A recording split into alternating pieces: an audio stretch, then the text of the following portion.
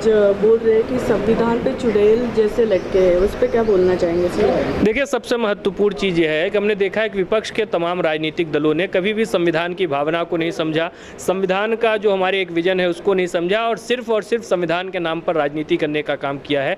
कभी बाबा साहब अम्बेडकर के संविधान पर आपातकाल के रूप में कालिक पोतने का षड्यंत्र किया, कभी 100 से ज़्यादा बार संविधान में संशोधन के माध्यम से उस संविधान की आत्मा को मानने का प्रयास कांग्रेस और उसके सहयोगियों के द्वारा किया गया। भारतीय जनता पार्टी की सरकार ने लगातार बाबा साहब के विजन को, संविधान निर्माताओं की सोच को जमीन पर चरितार्थ किया। अंत्योदय के सिद्धांत के माध्यम से हमने अपनी गरीब कल्याण की राजनीति को आगे बढ़ाया। देश और प्रदेश में संवैधानिक मूल्यों को हमने मजबूती देने का काम किया और इसके माध्यम से हमने सुनिश्चित किया कि देश के लोकतंत्र का जो एक अमिट हस्ताक्षर है उसको कहीं ना कहीं मजबूती प्रदान की जाए। बाबा साहब से जुड़े पंचतीर्थों को भी सम्मान देकर के हमने संविधान निर्माताओं की विरासत को भी गौरवपूर्ण तरीके से आगे बढ़ाने का काम किया। तो आज देश का युवा भी इस बात को समझ रहा है, युवा संसद में इस प्रकार की बात बोली जा रही है। यह तमाम चीज़ें स्पष्ट करती हैं कि आज देश और प्रदेश के युवाओं के मन में संविधान की वास्तविक भावना की पूरी चिंता और सजगता है। वहीं कांग्रेस का जो संविधान को लेकर के एक षड्यंत्र है, खोखला वादा है, उसको भी देश और प्रदेश की जनता समझती है और उसको खारिज करने का काम कर रही है।